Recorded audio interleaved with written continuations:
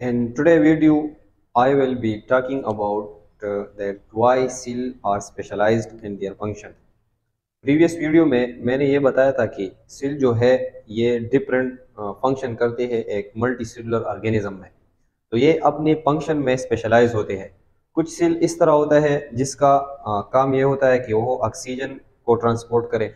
कुछ सेल ऐसा होता है जिसका काम ये होता है कि ये वाटर की कंडक्शन में हेल्प करे। कुछ सेल्स हमारे साथ इस तरह होते हैं जिसका काम यह होता है कि वो कंडक्शन ऑफ फूड का काम करे। कुछ सेल इस तरह होता है जिस तरह नर्व सेल है हमारे साथ, उसका काम है कि ये इलेक्ट्रिकल इम्पल्स को थ्रू आउट द बॉडी उसको ट्रांसफर करे।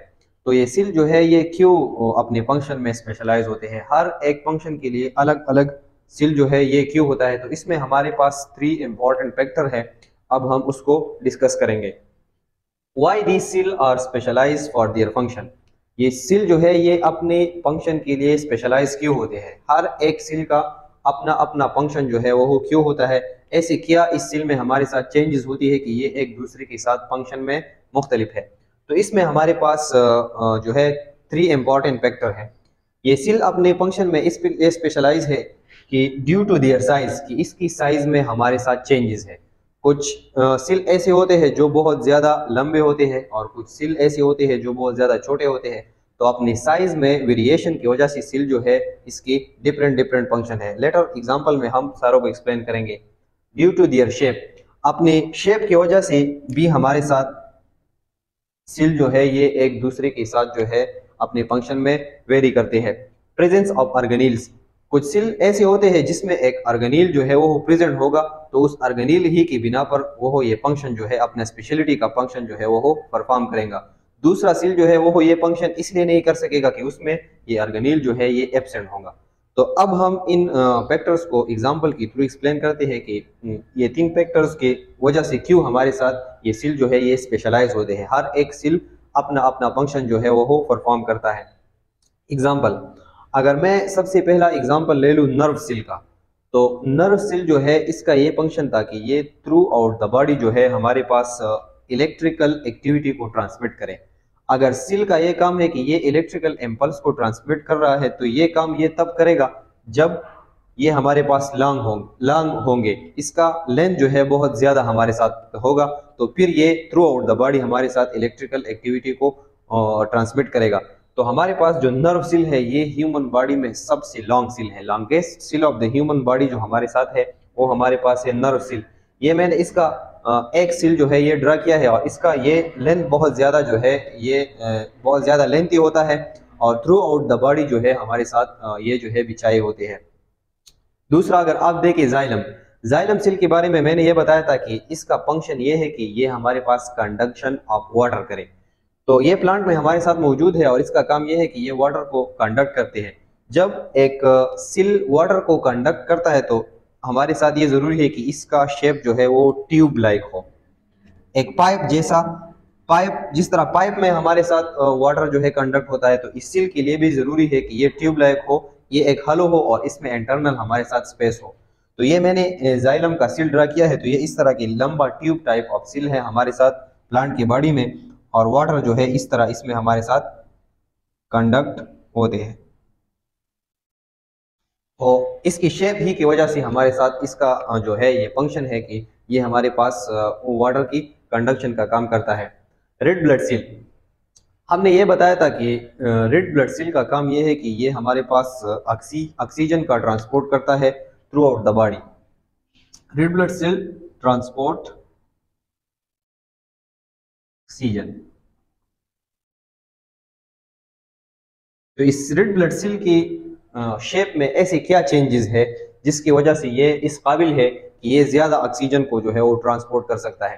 तो हमारे पास रेड ब्लड सेल का जो शेप है वो हमारे पास एक डिस्क लाइक शेप है और वो हमारे पास है बाइकॉन्केव। ये मैंने आरबीसी का जो शेप है वो लिया है। ये दोनों तरफ अगर आप देखें तो इस तरफ भी इसमें थोड़ी इन्विजिनेशन है, फोल्डिंग है, और इस तरफ भी हमारे साथ इसमें इन्विजिनेशन है और फोल्डिंग है। जब दोनों साइड में हमारे साथ इन्विजिनेशन या फोल्डिंग होती है तो इस शेप को हम कहते हैं बाइकॉन्केव शेप। इसका ये शेप जो है ये बाइकॉन्केव इसलिए बना है कि इसका सरफेस एरिया जो है वो इंक्रीज हो।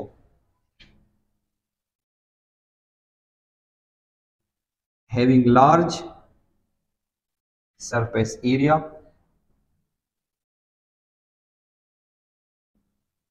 and small volume। अगर आप इसकी इंटरनल और ऑल वॉल्यूम को देखें तो वो हो हमारे पास है स्मॉल, लेकिन अगर आप इसकी इस बाउंड्री को देखें तो इसने अपनी सरफेस एरिया को, अपनी एरिया को बहुत ज़्यादा इसने इंक्रीज किया है। तो जब इसने अपनी सरफेस एरिया को इंक्रीज किया है तो ये इसके काबिल है कि ये बहुत ज़्यादा ऑक्सीजन को एब्जॉर्ब करे और उस ऑक्सीजन को हमारे pass through out the body उसकी ट्रांसपोर्ट करे। तो इसने अपना शेप जो है, इसका शक्ल जो है वो बॉडी में वो हमारे पास डिस्क लाइक है और कॉनकेव शेप है। तो इसका जो स्पेशलिटी है ये इसकी शेप जो है ये इसमें हेल्प करती है कि ये बहुत ज़्यादा ऑक्सीजन जो है ये इसको अब्जॉर्ब करे और थ्रू आउट द बॉडी इसको ट्रांसफर करे। अगर हम चौथा एग्जांपल ले लें, रूट हेयर सील। हमारे पास जो रूट है प्लांट की जितनी भी जड़ें हैं तो उसमें हमारे पास इस तरह की हेयर्स टाइप ऑफ शक्ल जो है वो हमारे साथ होता है। तो इस रूट हेयर सील का ये काम है कि ये इस ज़मीन से हमारे साथ वाटर को जो है वो एब्जॉर्ब करे। तो इन हेयर सील की भी हमारे पास सरफेस एरिया बहुत ज़्यादा लार्ज होता है। तो ये रूट हेयर सील इसके काबिल होते हैं कि वो ज़मीन से वाटर को एब्जॉर्ब करे और फिर जाइलम की थ्रू उसको थ्रू आउट द प्लांट हमारे साथ ट्रांसपोर्ट करे। Seal involve in making secretion. अगर हमारे बॉडी में इस तरह की सील है कि उनका काम है सिक्रीशन, अगर वो हमारे साथ इंजाइम की सिक्रीशन करते हैं या बहुत ज़्यादा प्रोटीन की सिक्रीशन करते हैं या हमारे साथ बहुत ज़्यादा हार्मोन की सिक्रीशन करते हैं, तो जितनी भी इस तरह की सेल्स हमारे बॉडी में मौजूद है कि इनका काम हमारे पास है सिक्रीशन, किसी चीज़ को सिक्रेट करना। तो ये ज़रूरी है कि इसमें हमारे पास एंडोप्लाज्मिक रेटिकुलम और गोल्गी अपैरेटस का तादाद जो है ये हमारे साथ ज़्यादा होगा। जितनी भी सिक्रेटरी सेल है तो इन दोनों ऑर्गेनील का तादाद जो है ये लाजमी है कि ये उसमें हमारे साथ ज़्यादा हो। सेल इन्वॉल्व इन फोटोसिंथेसिस है क्लोरोप्लास्ट। अगर वो सेल जो इस काबिल है कि वो फोटोसिंथेसिस कर रहा है तो ये ज़रूरी है कि उस सेल में हमारे पास क्लोरोप्लास्ट मौजूद होगा। अगर इसमें क्लोरोप्लास्ट नहीं होगा तो ये सेल हमारे साथ फोटोसिंथेसिस नहीं कर पाएगा। तो ये है हमारे पास सेल की स्पेशलिटी कि हर एक सेल जो है इसका अपना एक स्पेशल फंक्शन है। अपना एक स्पेशल फंक्शन इसलिए है कि या तो इसमें हमारे पास 3 फैक्टर है, सबको हमने डिस्कस किया। इसकी साइज में हमारे साथ कुछ स्पेशलिटी होंगी कि इसका साइज बहुत ज़्यादा लंबा होगा तो इसीलिए ये अपना ये स्पेसिफिक फंक्शन परफॉर्म करेगा। इसकी शेप में हमारे साथ चेंजेस होगी, जिस तरह हमने रेड ब्लड सेल की शेप को ड्रा किया तो ये अपना फंक्शन जो है वो परफॉर्म करता है। प्रेजेंस ऑफ ऑर्गेनील, जिस तरह ऑर्गेनील के बारे में भी हमने कहा कि अगर एक सेल सिक्रेटरी सेल है उसका काम है सिक्रीशन, तो ये ज़रूरी है कि एक सर्टन ऑर्गेनील जो है उसकी तादाद इसमें हमारे साथ ज़्यादा होगी। जितनी भी सिक्रेटरी सेल है तो उसमें एंडोप्लाज्मिक रेटिकुलम और गोल्गी बॉडी की तादाद ज़्यादा होती है।